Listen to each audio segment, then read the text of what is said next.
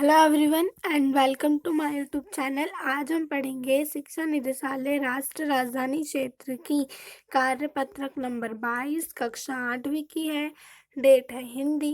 विषय है Hindi and date है हमारे पास 10 दिसंबर 2020। सबसे पहले आप इसे अच्छे से लेबल कर लेंगे, अपना नाम डालेंगे, अपनी क्लास टीचर का नाम डालेंगे, फिर वर्कशीट को स्टार्ट करेंगे। आज हम पढ़ेंगे जहाँ पहिया है। ठीक है, तो चलिए स्टार्ट करते हैं हम आज की वर्कशीट। साइकिल चलाने से बहुत निश्चित आर्थिक निवारण थे। इसमें आय की वृद्धि हुई। यहाँ की कुछ महिलाएं अगल बगल के गांवों की कृषि संबंधित अथवा अन्य उत्पाद बेच आती हैं। जो महिलाएं हैं वो सामान को बेच आती हैं इधर उधर वाले गांव में। साइकिल की वजह से बसों का इंतजार व्यय होने वाला उनका समय बच जाता है। जो बस के इंतजार में वो समय अपना व्यर्थ करती थी, उनको वो समय बच जाता है। खराब परिवहन व्यवस्था वाले स्थानों के लिए तो यह बहुत महत्वपूर्ण है।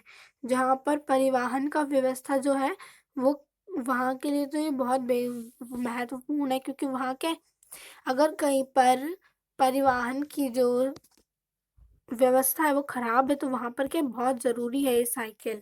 दूसरे, इससे इतना समय मिल जाता है। दूसरा दूसरा इससे क्या होता है, इससे इन्हें उतना समय मिल जाता है कि ये अपने सामान बेचने पर ज़्यादा ध्यान केंद्रित कर पाती हैं। तीसरी ये इससे ये अधिक इलाकों में जा पाती है। इससे क्या होता है, ये अनेक जो है वो इलाकों में जा पाती है। अंतिम बात यह है कि अगर आप चाहें तो इसे आराम से काफ़ी समय मिल सकता है। आप मतलब अगर हम चाहें तो इससे हमें काफ़ी समय मिल सकता है। जिन छोटे उत्पादकों को बसों में इंतज़ार करना पड़ता था, जो छोटे कामों के लिए हमें बस में इंतज़ार करना पड़ता था, बस स्टॉप तक पहुंचने के लिए भी पिता, भाई, पति या बेटे पर निर्भर होना पड़ता था। बस स्टॉप जाने के लिए भी क्या है, इन लोगों को अपने पति, भाई, पिता, बेटे सब पर क्या रहना पड़ता था, निर्भर रहना पड़ता था। वे अपना सामान बेचने के लिए कुछ गिने चुने गांव तक ही जा पाती थी। और क्या होता था, अपना सामान बेचने बस कुछ गिने चुने गांव तक जा पाती थी।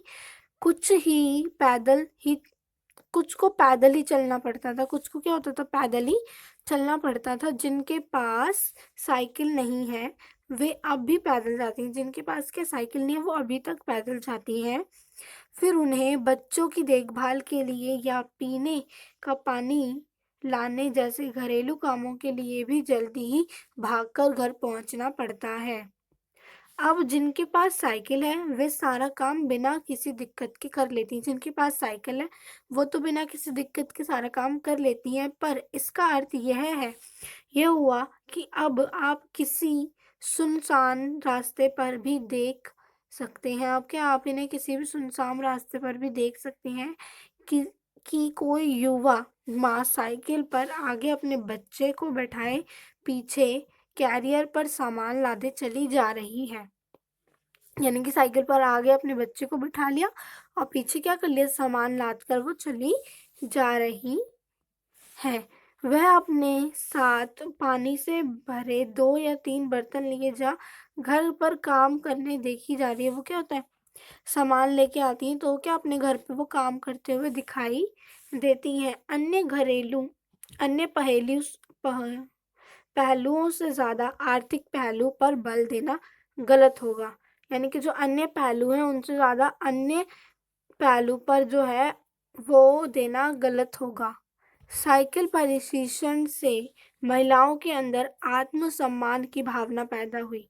साइकिल का जो प्रशिक्षण हुआ इससे क्या हुआ, महिलाओं के अंदर आत्म सम्मान की जो भावना है वो पैदा हुई। यह बहुत महत्वपूर्ण है। फातिमा का कहना है कि बेशक हम मामला केवल आर्थिक नहीं, कहती है बेशक ये मामला जो है वो आर्थिक नहीं है। कौन सी कमाई होती है, मैं तो पैसे ही गवाती हूँ। तो फातिमा कहती है ये कौन सी कमाई होती है, मैं तो पैसे ही गंवाती हूँ, मेरे पास इतने पैसे नहीं है कि मैं साइकिल खरीद सकूँ। क्या कहती है, मेरे पास इतने पैसे नहीं है मैं साइकिल खरीद सकूँ, लेकिन हर शाम किराए पर साइकिल लेती हूँ ताकि मैं आज़ाद और खुशहाली का अनुभव कर सकूँ।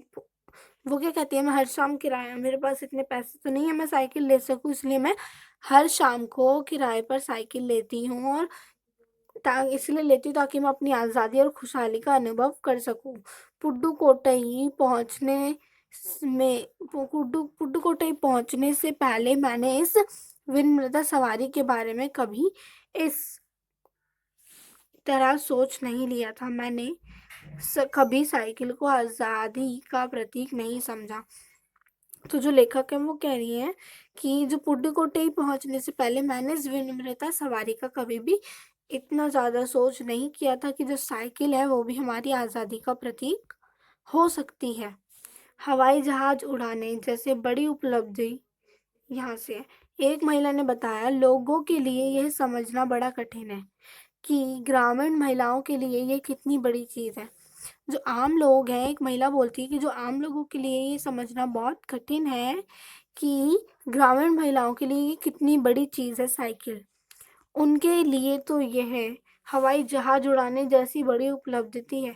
वो कहती है कि ये जो गांव की महिलाएं हैं इनके लिए तो क्या है, ये हवाई जहाज उड़ाने जितनी उपलब्धि है।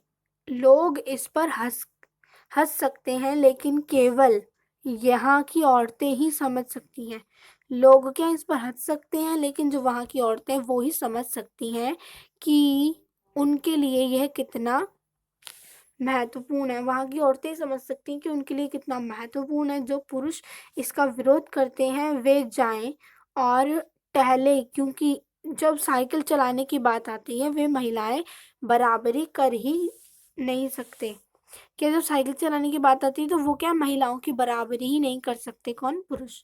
अब ये शब्दार्थ है, इन्हें भी आप अपनी कॉपी में ज़रूर लिखेंगे। व्यय यानी कि खर्च करना, निर्भर आश्रित होना, दिक्कत परेशानी, पहलू पक्ष, आर्थिक धन से संबंधित, प्रतीक चिन्ह। ठीक है, तो अब हम करते हैं इनके क्वेश्चन आंसर्स।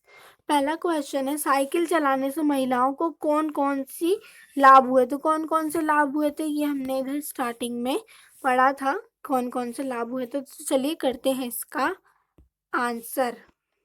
तो ये है हमारा आंसर नंबर 1।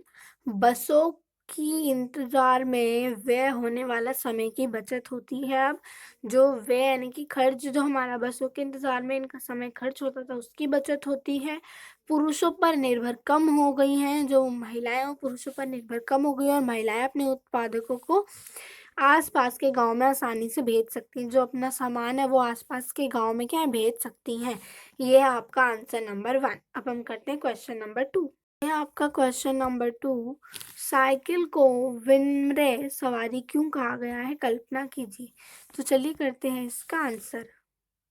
तो ये है आंसर नंबर 2। साइकिल को चलाने में सरलता और सहजता का अनुभव होता है और किसी भी प्रकार की दुर्घटना की संभावना बहुत कम होती है, इसलिए साइकिल को विनम्र कहा गया है। क्या होता है, साइकिल जब हम चलाते हैं तो बहुत ज़्यादा आसान है, सहजता है और दुर्घटना होने की क्या है, कम उम्मीद होती है, और इसलिए हम इसको क्या कहते हैं, विनम्र कहा जाता है। तो ये है आपका आंसर नंबर 2।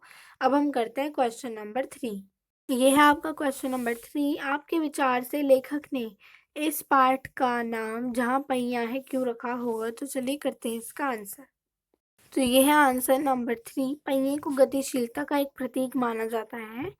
गतिशीलता का प्रतीक माना जाता है पहिए को, और साइकिल आंदोलन में महिलाओं का जीवन भी गतिशील हो गया था। साइकिल का जो आंदोलन था वहाँ पर महिलाओं का जीवन भी गतिशील हो गया था, इसीलिए लेखक ने पाठ का नाम जहाँ पहिया है तमिलनाडु के पुडुकोट्टई गांव के साइकिल आंदोलन के कारण ही रखा होगा।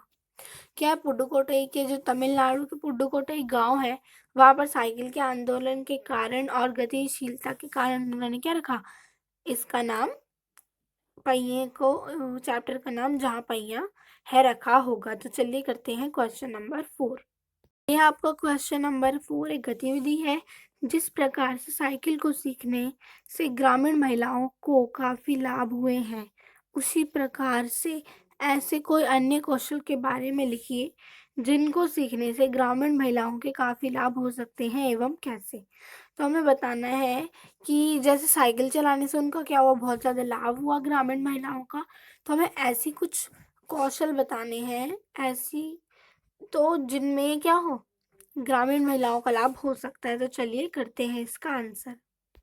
तो ये है आपका क्वेश्चन नंबर 4। हाथ से बनने वाला सामान जैसे टोकरी बनाना, मोमबत्ती बनाना आदि इस तरह के कार्य से महिलाएं क्या अपने ऊपर आत्मनिर्भर हो सकती हैं। तो ये है आपका आंसर नंबर 4। तो हमारी आज की वर्कशीट कंप्लीट हो चुकी है। हमने सारे क्वेश्चंस कंप्लीट कर लिए हैं। अगर आपको मेरी वीडियो पसंद आई तो प्लीज़ लाइक करें, अपने दोस्तों के साथ शेयर करें एंड हमारे चैनल को सब्सक्राइब करें, जिससे आपको हमारी आने वाली वीडियोज़ की नोटिफिकेशन मिलती रहे। Thank you for watching.